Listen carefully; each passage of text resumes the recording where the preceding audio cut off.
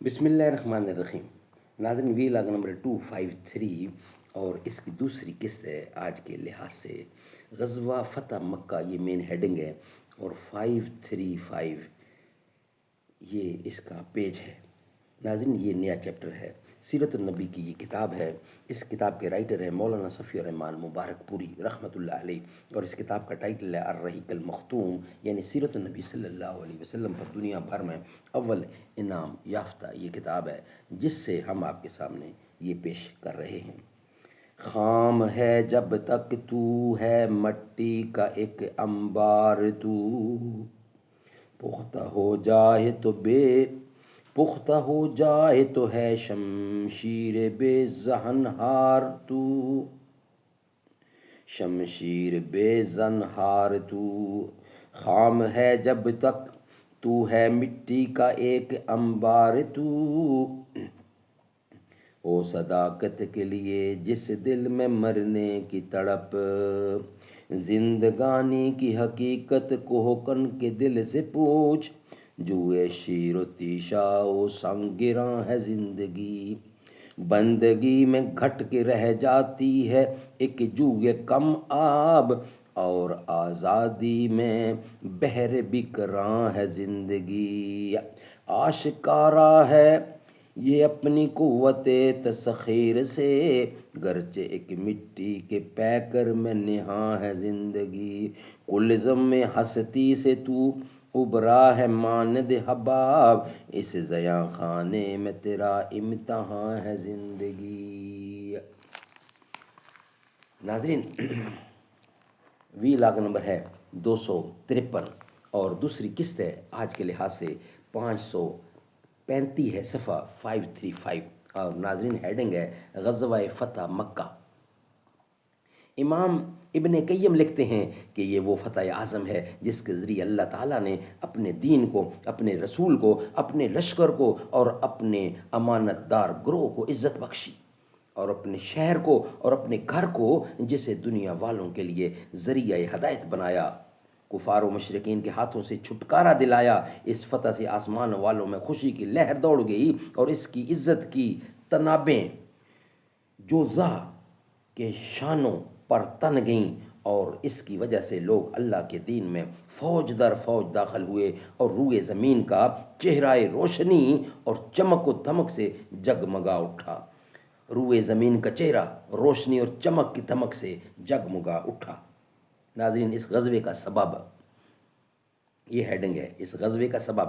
صلح حدیبیہ کے ذکر میں ہم یہ بات بتا چکے ہیں کہ اس معاہدے کی ایک دفعہ یہ تھی کہ جو کوئی محمد مصطفیٰ کے عہد و پیمان میں داخل ہونا چاہے داخل ہو سکتا ہے، اور جو کوئی قریش کے عہد و پیمان میں داخل ہونا چاہے وہ بھی داخل ہو سکتا ہے، اور جو قبیلہ جس فریق کے ساتھ شامل ہوگا اس فریق کو ایک حصہ سمجھا جائے گا، اس کو اس فریق کا ایک حصہ سمجھا جائے گا۔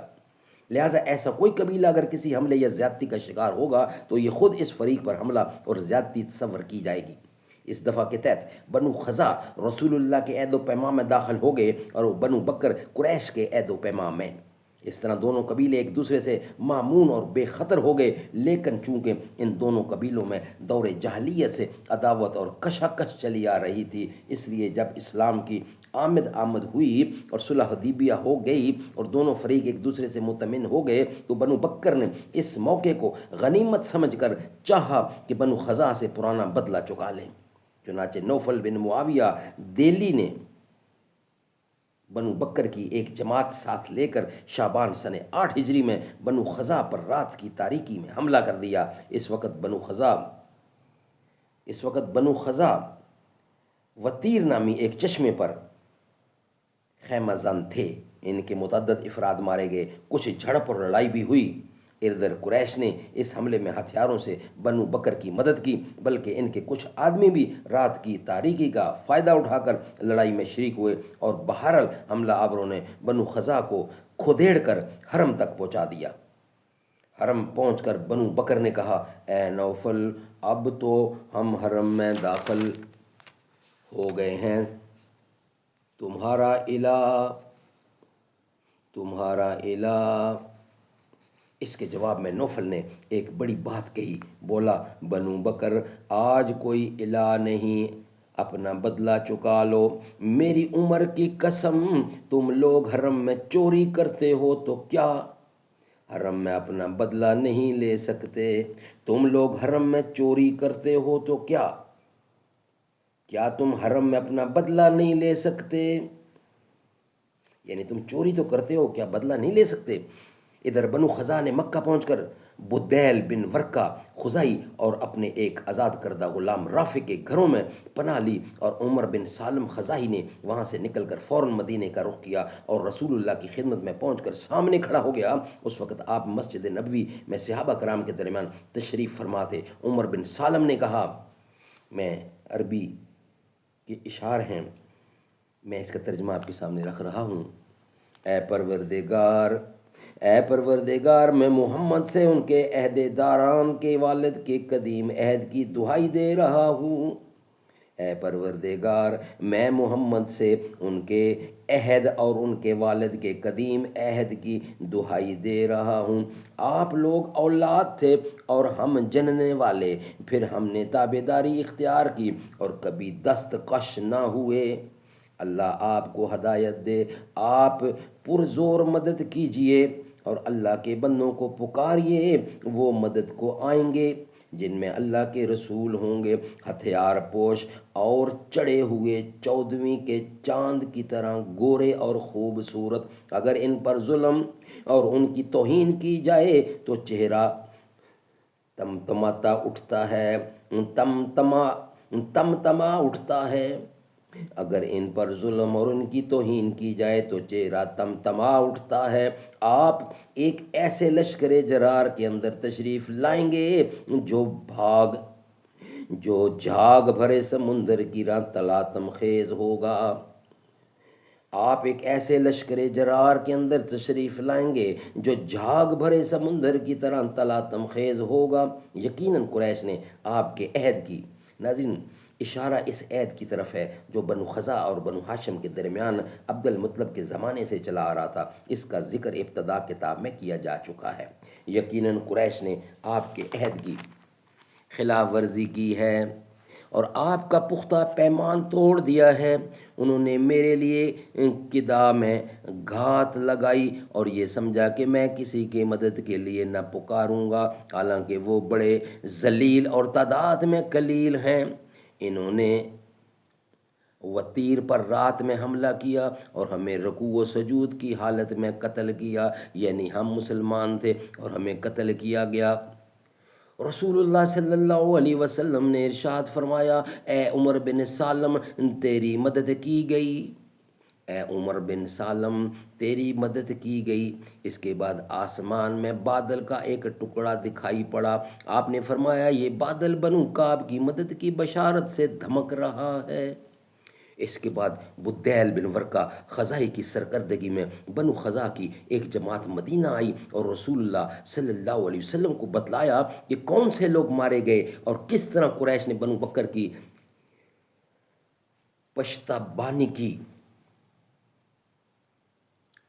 اس کے بعد لوگ مکہ واپس چلے گئے۔ ناظرین یہ ہے قریش نے بنو بکر کی پشتی بانی کی اور اس کے بعد یہ لوگ مکہ واپس چلے گئے۔ ناظرین اس کا نیکسٹ ہیڈنگ ہے تجدید صلح کے لیے ابو سفیان مدینہ میں۔ یہ ہیڈنگ ہے اس کا، تجدید صلح کے لیے ابو سفیان مدینے میں۔ اس میں شبہ نہیں کہ قریش اور ان کے حلیفوں نے جو کچھ کیا تھا وہ کھلی ہوئی بدعہدی اور صحیح اور سری پیمان شکنی تھی جس کی کوئی وجہ جواز نہ تھی۔ اس لیے خود قریش کو بھی اپنی بدعہدی کا بہت جلد احساس ہو گیا اور انہوں نے اس کے انجام کی سنگینی کو مد نظر رکھتے ہوئے ایک مجلس مشاورت منعقد کی، جس میں طے کیا کہ وہ اپنے سپہ سالار ابو سفیان کو اپنا نمائندہ بنا کر تجدید صلح کے لیے مدینہ روانہ کریں۔ ادھر رسول اکرم صلی اللہ علیہ وسلم نے صحابہ کرام کو بتایا کہ قریش اپنی اس عہد شکنی کے بعد اب کیا کرنے والے ہیں۔ چنانچہ آپ نے فرمایا کہ گویا میں ابو سفیان کو دیکھ رہا ہوں کہ وہ عہد کو پھر سے پختہ کرنے اور مدت صلح کو بڑھانے کے لیے آ گیا ہے۔ ادھر ابو سفیان نے طے شدہ قرارداد کے مطابق روانہ ہو کر غصفان پہنچا عصفان پہنچا تو بدیل بن ورقہ سے ملاقات ہوئی۔ بدیل مدینہ سے مکہ واپس آ رہا تھا۔ ابو سفیان سمجھ گیا کہ یہ نبی اکرم کے پاس سے ہو کر آ رہا ہے۔ پوچھا، بدیل کہاں سے آ رہے ہو؟ بدیل نے کہا، میں خزا کے ہمراہ اس ساحل اور وادی میں گیا ہوا تھا۔ پوچھا، کیا تم محمد کے پاس نہیں گئے تھے؟ بدیل نے کہا، نہیں۔ مگر جب بدیل مکہ کی جانب روانہ ہو گیا تو ابو سفیان نے کہا، اگر وہ مدینہ گیا تھا تو وہاں اپنے اونٹ کو گٹھلی کا چارہ کھلایا ہوگا۔ اس لیے ابو سفیان اس جگہ گیا جہاں بدیل نے اپنا اونٹ بٹھایا تھا اور اس کی مینگنی لے کر توڑی تو اس میں کھجور کی گٹھلی نظر آئی۔ ابو سفیان نے کہا، میں خدا کی قسم کھا کر کہتا ہوں کہ بدیل محمد کے پاس گیا تھا۔ بہرحال ابو سفیان مدینہ پہنچا اور اپنی صاحبزادی ام المومنین حضرت ام حبیبہ رضی اللہ عنہ کے گھر گیا۔ جب رسول اللہ کے بستر پر بیٹھنا چاہا تو انہوں نے بستر لپیٹ دیا۔ ابو سفیان نے کہا، بیٹی کیا تم نے اس بستر کو میرے لائق نہیں سمجھا؟ یا مجھے اس بستر کے لائق نہیں سمجھا؟ انہوں نے کہا، یہ رسول اللہ کا بستر ہے اور آپ ناپاک مشرک آدمی ہیں۔ ابو سفیان کہنے لگا، خدا کی قسم میرے بعد تمہیں شر پہنچ گیا ہے۔ ابو سفیان نے کہا، بیٹی کیا تم نے اس بستر کو میرے لائق نہیں سمجھا یا مجھے اس بستر کے لائق نہیں سمجھا؟ انہوں نے کہا، یہ رسول اللہ کا بستر ہے اور آپ ناپاک مشرک آدمی ہیں۔ ابو سفیان کہنے لگا، خدا کی قسم میرے بعد تمہیں شر پہنچ گیا ہے۔ پھر ابو سفیان وہاں سے نکل کر حضور اکرم کے پاس گیا اور آپ سے گفتگو کی۔ آپ نے اسے کوئی جواب نہ دیا۔ اس کے بعد ابو بکر کے پاس گیا اور ان سے کہا وہ رسول اللہ سے گفتگو کریں۔ انہوں نے کہا، میں ایسا نہیں کر سکتا ہے۔ اس کے بعد وہ عمر بن خطاب کے پاس گیا اور ان سے بات کی۔ انہوں نے کہا، بھلا میں تم لوگوں کے لیے رسول اللہ سے سفارش کروں گا؟ خدا کی قسم اگر مجھے لکڑی کے ٹکڑے کے سوا کچھ دستیاب نہ ہو تو میں اس کے ذریعے تم لوگوں سے جہاد کروں گا۔ اس کے بعد وہ حضرت علی بن ابی طالب کے پاس پہنچا۔ وہاں حضرت فاطمہ رضی اللہ بھی تھیں اور حضرت حسن بھی تھے جو ابھی چھوٹے سے بچے تھے اور سامنے گھٹنوں چل رہے تھے۔ ابو سفیان نے کہا، اے علی، میرے ساتھ تمہارا سب سے گہرا نسبی تعلق ہے۔ میں ایک ضرورت سے آیا ہوں۔ ایسا نہ ہو کہ جس طرح میں نامراد آیا اسی طرح نامراد واپس جاؤں۔ تم میرے لیے محمد سے سفارش کر دو۔ حضرت علی نے کہا، ابو سفیان تجھ پر افسوس، رسول اللہ نے ایک بات کا عزم کر لیا ہے، ہم اس بارے میں آپ سے کوئی بات نہیں کر سکتے۔ اس کے بعد وہ حضرت فاطمہ کی طرف متوجہ ہوا اور بولا، کیا آپ ایسا کر سکتی ہیں کہ اپنے اس بیٹے کو حکم دیں کہ وہ لوگوں کے درمیان پناہ دینے کا اعلان کر کے ہمیشہ کے لیے عرب کا سردار ہو جائے؟ حضرت فاطمہ رضی اللہ نے کہا، واللہ میرا یہ بیٹا اس درجہ کو نہیں پہنچا ہے کہ لوگوں کے درمیان پناہ دینے کا اعلان کر سکے اور رسول اللہ کے ہوتے ہوئے کوئی پناہ دے بھی نہیں سکتا۔ ان کوششوں اور ناکامیوں کے بعد ابو سفیان کی آنکھوں کے سامنے دنیا تاریک ہو گئی اور اس نے حضرت علی بن ابی طالب رضی اللہ سے سخت گھبراہٹ، کشمکش اور مایوسی اور ناامیدی کی حالت میں کہا، ابو الحسن، میں دیکھتا ہوں معاملات سنگین ہو گئے ہیں، لہٰذا مجھے کوئی راستہ بتاؤ۔ حضرت علی نے کہا، خدا کی قسم میں تمہارے لیے کوئی کارآمد چیز نہیں جانتا، البتہ تم بنو کنانہ کے سردار ہو، لہٰذا کھڑے ہو کر لوگوں کے درمیان امان کا اعلان کر دو، اس کے بعد اپنی سرزمین میں واپس چلے جاؤ۔ ابو سفیان نے کہا، کیا تمہارا خیال ہے کہ یہ میرے لیے کچھ کارآمد ہوگا؟ حضرت علی نے کہا، نہیں، خدا کی قسم میں اسے کارآمد تو نہیں سمجھتا، لیکن اس کے علاوہ کوئی صورت بھی سمجھ میں نہیں آتی۔ اس کے بعد ابو سفیان نے مسجد میں کھڑے ہو کر اعلان کیا کہ میں لوگوں کے درمیان امان کا اعلان کر رہا ہوں۔ پھر اپنے اونٹ پر سوار ہو کر مکہ چلا گیا۔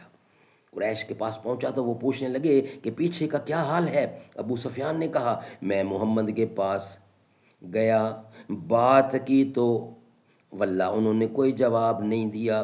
پھر ابو قحافہ کے بیٹے کے پاس گیا تو اس کے اندر کوئی بھلائی نہیں پائی۔ اس کے بعد عمر بن خطاب کے پاس گیا تو اسے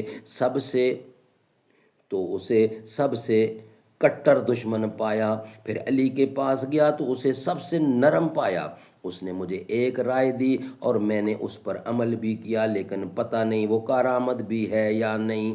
لوگوں نے پوچھا وہ کیا رائے تھی؟ ابو سفیان نے کہا وہ رائے یہ تھی کہ میں لوگوں کے درمیان امان کا اعلان کر دوں، اور میں نے ایسا ہی کیا۔ قریش نے کہا تو کیا محمد نے اسے نافذ قرار دیا؟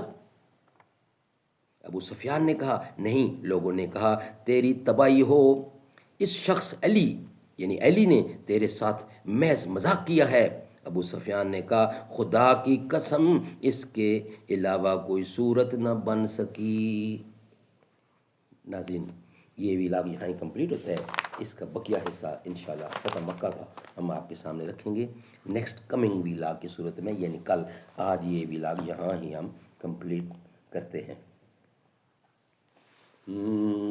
میرا جینا میرا مرنا الہی تیری خاطر ہو، میرا رکنا میرا چلنا الہی تیری خاطر ہو، مساجد میں مجالس میں تو ہی تو ہو میرے دل میں، میرا رونا میرا ہنسنا الہی تیری خاطر ہو۔